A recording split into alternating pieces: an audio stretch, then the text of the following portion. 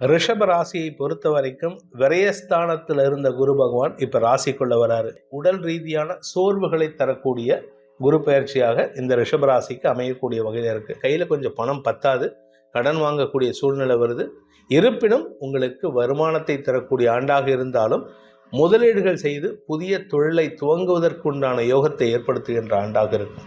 ரிஷபராசியில் பிறந்தவர்களுக்கு வம்ச விருத்தியை ஏற்படுத்துகின்ற ஆண்டாக இருக்கும். அதாவது 2025 மார்ச் வரைக்கும் ஆரோக்கிய சங்கடம் இருக்கும். அதே மாதிரி வண்டி வாகனத்தில் செல்லும் பொழுது நிதானம் கடைபிடிப்பது அவசியம். உடம்பை மட்டும் கவனமாக பார்த்துக்கோங்க. அது ஒன்று தான் இந்த வருஷத்து இந்த குடும்ப தலைவர்களுக்கு உண்டான ஒரே ஒரு அட்வைஸ்.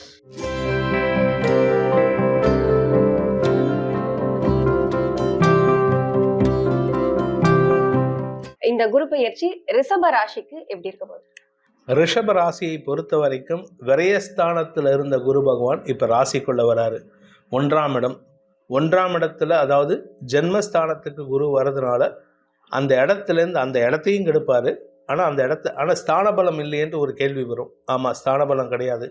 ஆனாலுமே உடல் ரீதியான சோர்வுகளை தரக்கூடிய குரு பயிற்சியாக இந்த ரிஷபராசிக்கு அமையக்கூடிய வகையில் இருக்குது. உடம்பு அடிக்கடி சோர்ந்து போகும். உடம்புல சோர்வு இருக்கும், மனசளவில் சோர்வு இருக்காது. அதனால் நீங்கள் மனசை தைரியமாக உற்சாகமாக வச்சுக்கிட்டிங்கன்னா அந்த உடம்புல கொஞ்சம் சாப்பாடு அதிகமாக நல்ல விட்டமின் சத்து, நார்ச்சத்து உள்ள சாப்பாடாக சாப்பிடணும். அதே சமயம் குரு பார்வை அமோகமான பலன்களை தரக்கூடிய வகையில் இருக்குது. வியாபாரிகளுக்கு வளர்ச்சி ஏற்படும். படிக்கின்ற குழந்தைகள் மேன்மை அடைவார்கள்.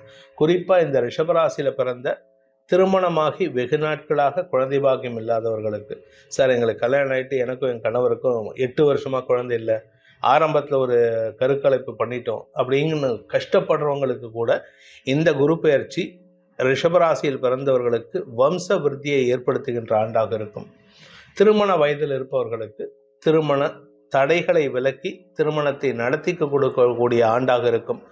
சொந்தமாக தொழில் பண்ணுறவாளுக்கு, ஏன்னா இந்த 5, 9, 7 5, 7, 9 இந்த 3 இடங்களும் ஒரு மனுஷனுக்கு வாழ்க்கையில் முக்கியம். நல்ல குழந்தைகள் இருக்கணும், நல்ல வாழ்க்கை துணை இருக்கணும், நல்ல நண்பர்கள் மற்றும் பெற்றோர் இருக்கணும். இந்த 3ம் ரிஷபராசிக்கு அமைக்கக்கூடிய ஆண்டாக இருக்கும். வளர்ச்சியை தரக்கூடிய ஆண்டாக இருக்கும். நல்ல வாழ்க்கை துணை அப்படின்னு சொன்னீங்க. அப்ப குடும்ப தலைவிகளுக்கு ரிஷபராசிக்கு எப்படி இருக்கும்? குடும்ப தலைவிகளுக்கு கணவன் கிட்ட இருக்கிற நெகட்டிவ் விஷயங்கள்லாம் இந்த வருஷம் மாற்றத்தை தரக்கூடிய வகையில் இருக்குது. நிறைய பேர் எங்களுக்கு ஃபோன் பண்ணுறவங்க, சார் எங்கள் கணவர் குடிக்கிறாரு, இந்த வருஷம் உங்கள் கணவர் குடியிலேருந்து மீள்வதற்குண்டான ஆண்டாக இந்த ஆண்டு இருக்கும். ஸோ இந்த வருஷம் குடும்ப தலைவிகளுக்கு குழந்தைகளால் சந்தோஷம், வாழ்க்கை துணையால் கணவனால் சந்தோஷம், பெற்றோர் மாமனார் மாமியாரால் சந்தோஷம், தடைப்பட்ட அனைத்து நல்ல விஷயங்கள், குறிப்பாக சொந்த வீடு அமையிறது போன்ற நல்ல விஷயங்கள் நடக்கிறதுக்கு உண்டான ஆண்டாக இருக்கும்.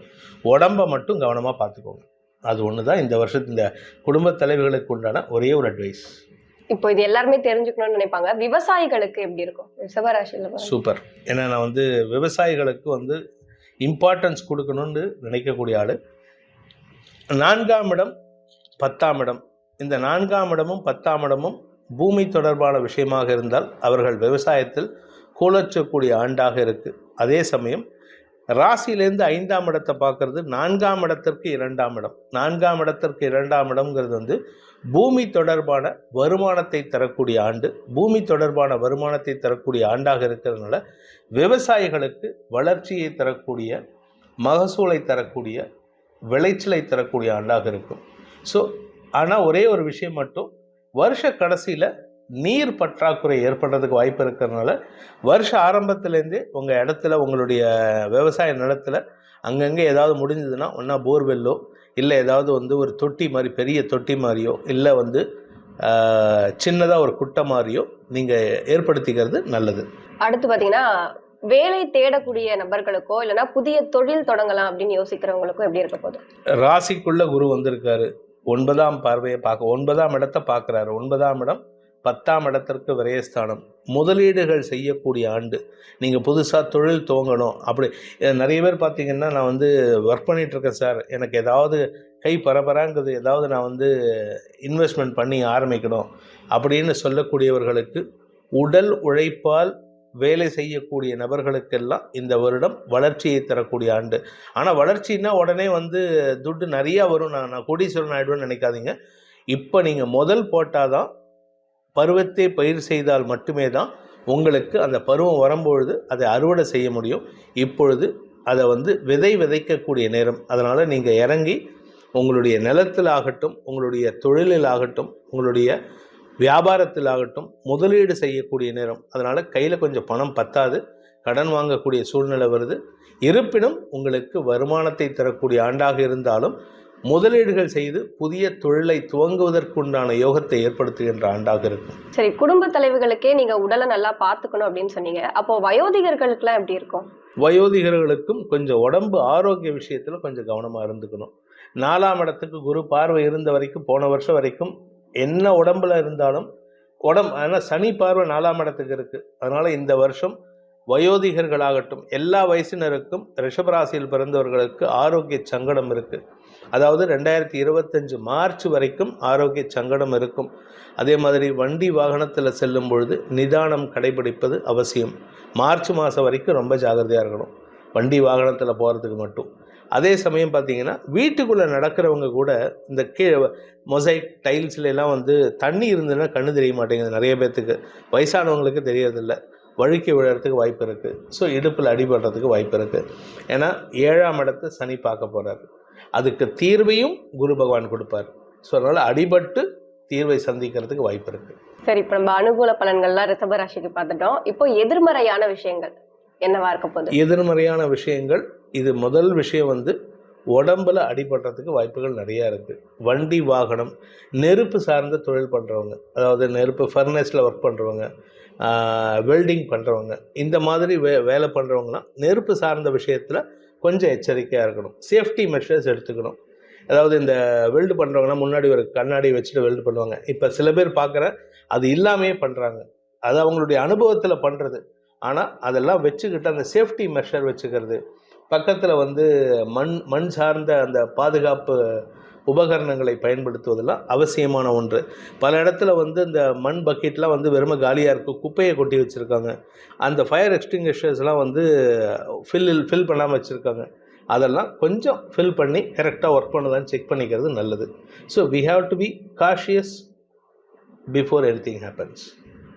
நடக்கணுங்கிற அவசியம் இல்லை, நடந்தால் பாதுகாப்பாக இருக்கணும். அதே மாதிரி பெட்ரோல் சம்மந்தப்பட்ட, க்ரூட் ஆயில் சம்மந்தப்பட்ட, கெரசின் சம்மந்தப்பட்ட வேலையில் இருக்கிறவங்கெல்லாம் கொஞ்சம் எச்சரிக்கையாக இருக்கிறது நல்லது. சரி, இப்போ ரிஷப ராசிக்கான பரிகாரங்கள் குருவை வணங்குவது மட்டுமே சிறப்பான பரிகாரம். வியாழக்கிழமை தோறும் குரு பகவானை வழிபடுங்கள். மகான்கள் தரிசனம், மகான்கள்னால் வந்து சன்னியாசிகள், அதாவது அவங்களே வந்து அமர்ந்த இடத்துலையே உயிரை விட்டுருப்பாங்க. அந்த மாதிரி சன்னியாசிகளை தரிசித்து, அந்த மாதிரி சன்னியாசிகளுடைய அவங்களுடைய மகா சமாதி இருக்கும், ஜீவ சமாதி, அந்த இடத்துக்கு போயிட்டு அட்லீஸ்ட் நீங்கள் ஒரு மாதத்துக்கு ஒரு 15 நிமிஷமாவது அந்த இடத்துல இருக்கணும். அதாவது ராகவேந்திர சுவாமி மந்திராலயம், அப்புறம் கரூர் பக்கத்தில் நெரூர் சதாசிவ பிரம்மேந்திராள், சேலத்தில் வந்து 2-3 மகான்களுடைய ஜீவ சமாதிகள் இருக்குது. அதே மாதிரி பழனியில் வந்து சன்னதியை விட்டு வெளியில் வரும்போது போகருடைய சன்னதி இருக்குது. இந்த மாதிரி இடங்களில் உக்காந்து அமர்ந்து ஒரு 15 நிமிடமாவது அவர்களை நினைத்து தியானம் பண்ண வேண்டும். அதே மாதிரி சன்னியாசிகளுக்கு உங்களால் முடிந்த ஏதாவது கைங்கரியத்தை கொடுக்கணும். அவங்களுக்கு நீங்கள் கொடுத்து ஒன்றும் வெளியே போகிறதில்ல, நீங்கள் கொடுக்காட்டினா அவங்களுக்கு எவ்வளோ இருக்குது. ஆனால் உங்களுடைய மன திருப்திக்காக, உங்கள் மனசளவில் திருப்தி படணும். அவங்களுக்கு 100 கோடி கொடுத்தாலும் ஒன்று தான், 1 ரூபா கொடுத்தாலும் அவங்களுக்கு 2 ஒன்று தான். நீங்கள் கொடுத்தாலும் வாங்கிக்கிட்டாலும் ஒன்று தான், வாங்காமல் இருந்தாலும் ஒன்று தான். அவர்களுக்கு உண்டானதை ஒரு வேலைக்கு உண்டான அவங்களுடைய சாப்பாடு என்னவோ அந்த பிக்ஷைன்னு சொல்லுவாங்க, அதுக்கு உண்டான ஏதாவது ஒரு கைங்கரியம் பண்ணுங்கள். அப்படியும் இல்லையா, அவர்கள் செய்யக்கூடிய அந்த பூஜையில் நீங்கள் கலந்துக்கோங்க. அவர்களுடைய கண் பார்வைப்பட்டாலே உங்களுக்கு அனைத்து யோகங்களும் ஏற்படும். இதுதான் ரிஷபராசிக்கு உண்டான பரிகாரம்.